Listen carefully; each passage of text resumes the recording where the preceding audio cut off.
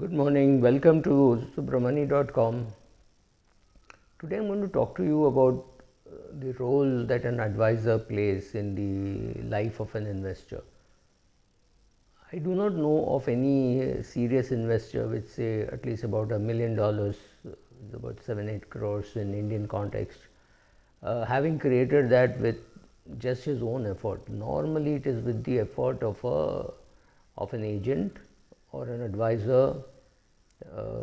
The advisor term also is new in India. The registered investment advisor is a new term. It's only 3-4 years old, maybe 5, and it's been popular only more recently. So the agent, as is commonly called, had a role to play, and it doesn't mean that every agent played a good role, nor is it that every investor, DIY investor, do it yourself investor, has done a great job of investing his own money. So where we talk about uh, index funds doing well compared to the managed funds, or the managed funds unable to meet the index funds, maybe that is true, but you have to see the serious kind of damage that individuals can do to their own portfolio.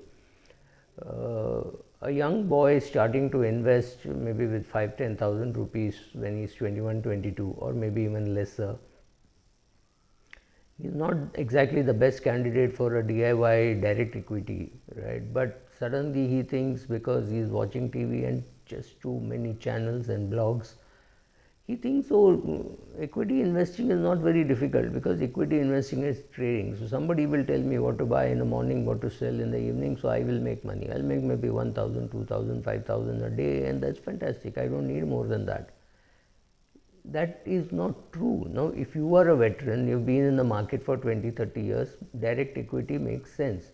But if you're a newcomer, you shouldn't be buying more than one share in every 6-7 months. That's all.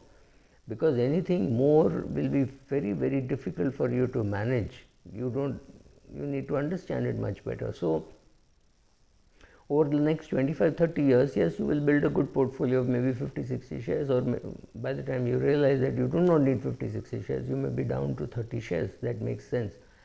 But today, you're much better off going to a older IFA who can handhold you during times of crisis, right? So somebody will tell you where to invest, how to start a SIP, do your KYC, all that is necessary. Of course, some of it is administrative and you think you can do it on your own. Maybe you can, but it may not strike you things like we should make it either or survivor or joint, that you should name a nominee, and in case the nominee dies, then you have to change the nominee. These are not small things. These are not insignificant things. These are not things which a DIY will know or intuitively. It's not true, but he may read, he may remember, then he may do it, or he may think he should do it and then procrastinate, right? He may not complete it. So therefore it is useful to have an advisor telling you some of these things, or many of these things, or even reminding you, or slowly nudging you towards doing this, right? So when I see long-term investors, they have relationship with their advisors, one of complete trust and communication. When the advisor even knows before the client communicates what he wants, right? He knows what is his risk tolerance, again gauged over a period of time, and not just on the basis of some form which this person filled up. The filling up of form may be very simple, but he may not be telling the whole truth. He may not even know, the client may not know his risk tolerance, right? So these people have a relationship which gets evolved over a period of time, which is because of the trust and communication. So trust and communication and relationship, or relationship and trust and communication, very difficult to say. Another problem is, for when you see bloggers like us and some others who are making blogs, the way we talk, saying I did this, I did that, it may sound simple, but you also have to listen to many mistakes which we made, right? And if you do not see it in totality, what has happened. Like for example, my broker defaulted in 1991, or 91, 92, and that's it. He really bankrupted me. completely. I was out. I paid out to clients, but I did not receive the money from my broker. So these kind of errors happen. One such mistake can completely wipe you out. So when change of health or change of children's behavior or having a kid or losing a kid, any of these things are enough for the investor to behave irrationally and wipe out a few years' effort. Look at the current corona panic. 7 years SIPs have been wiped out, right?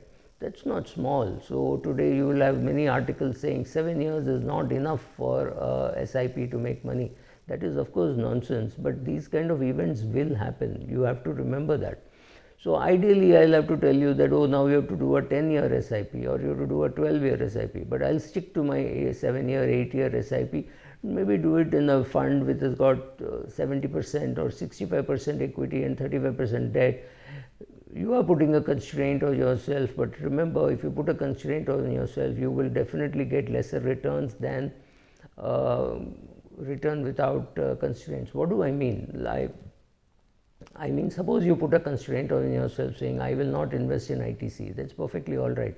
If you feel comfortable that you should not be investing in a tobacco company, but to that extent your returns will be compromised. That's fine. I have to live with the fact that I will not invest in the Monsanto chemical or an ITC simply for ideological reasons. But that does not mean that I will expect, if I were giving my money to a fund manager, I have to be willing to say, okay, I will take a hit. In a shadow portfolio, you include ITC, and the gap between what I have really achieved and the shadow portfolio is something for which I will not blame you. So remember that. And secondly, some of us can say, I did this, so can you. We are wrong. And if you believe that because we did this, you can do that, it means you don't have adequate information.